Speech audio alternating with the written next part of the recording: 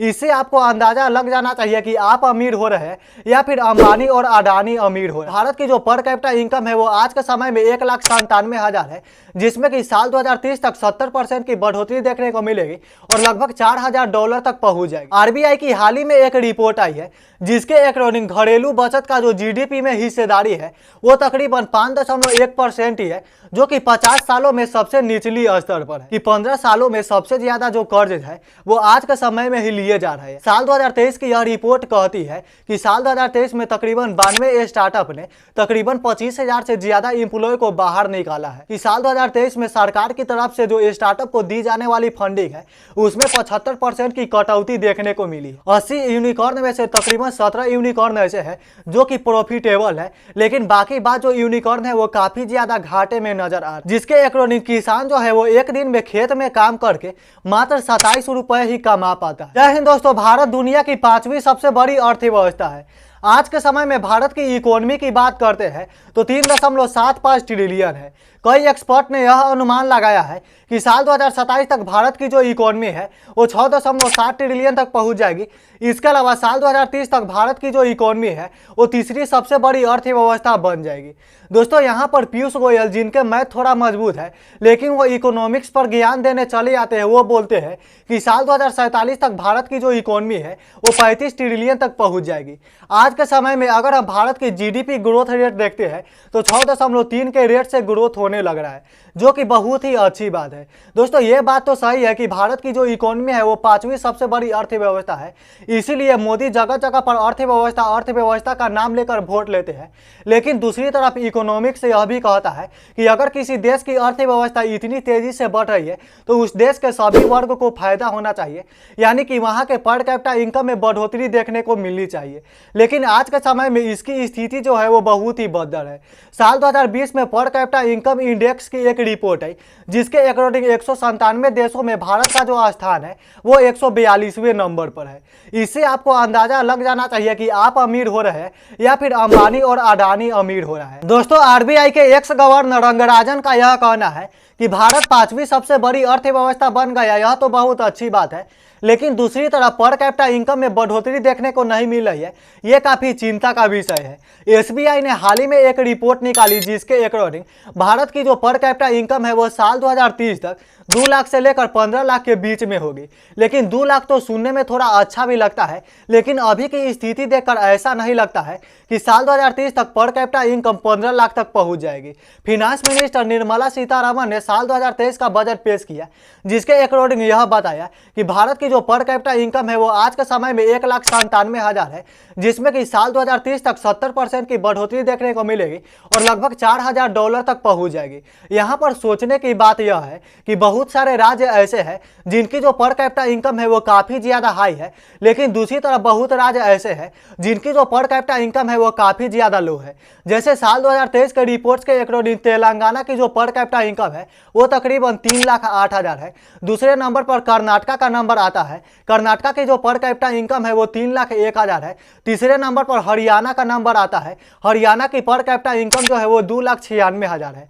लेकिन दूसरी तरफ बिहार और झारखंड जैसे राज्य ऐसे हैं जिनकी जो पर कैपिटा इनकम है वो 1 लाख भी नहीं है। दोस्तों, अगर हम झारखंड की बात करते हैं तो लगभग 50,000 के करीब है। वहीं पर अगर हम बिहार की बात करते हैं तो लगभग 45 से 46,000 के करीब है।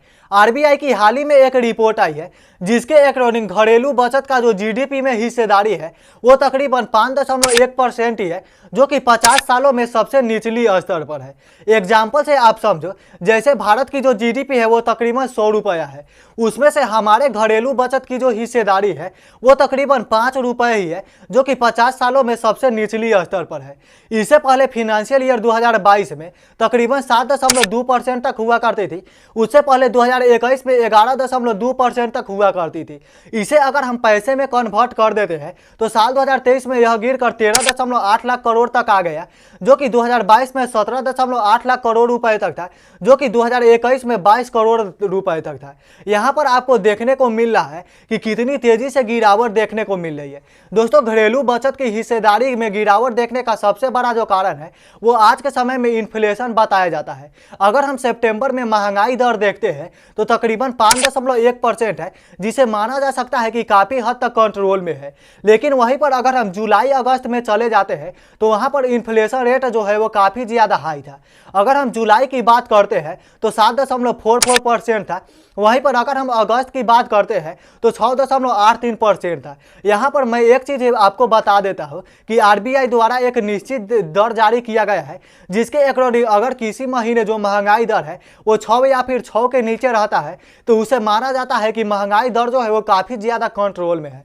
लेकिन वह जैसे ही 6 के ऊपर जाता है तो उसे माना जाता है कि उस देश की जो महंगाई है वो काफ़ी ज़्यादा हाई है। इससे आपको अंदाज़ा लग जाना चाहिए अब इतना ज़्यादा महंगाई बढ़ेगा तो लोग कैसे पैसा बचा पाएंगे, और जाहिर सी बात है कि अगर पैसा नहीं बचेगा तो इसकी जो हिस्सेदारी है वो जीडीपी में कम देखने को मिली। घरेलू बचत की हिस्सेदारी कम होने का एक और बड़ा कारण जो है वो खुदरा ऋण लेना है। साल 2022 की अगर हम रिपोर्ट देखते हैं तो साल 2022 में खुदरा के लिए जो ऋण लिए गए थे वो तकरीबन 8.12 लाख करोड़ रुपए थे, जो कि 29% तक बढ़कर साल 2023 में 10.5 लाख करोड़ रुपए तक पहुंच गए।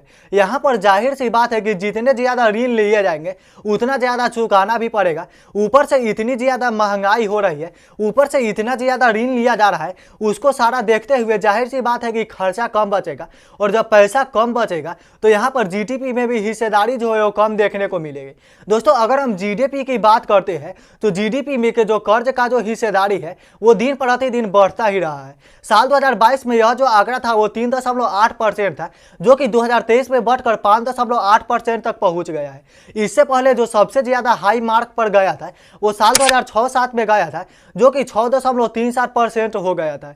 यहाँ पर आप देख सकते हो कि 15 सालों में सबसे ज़्यादा जो कर्ज है वो आज के समय में ही लिए जा रहे हैं। अनुमान लगाया जा रहा है कि आने वाले समय में यह जो आंकड़ा है वो और भी ज़्यादा बढ़ने वाला ही है। नरेंद्र मोदी ने एक और बड़ा वादा किया था स्टार्टअप इंडिया।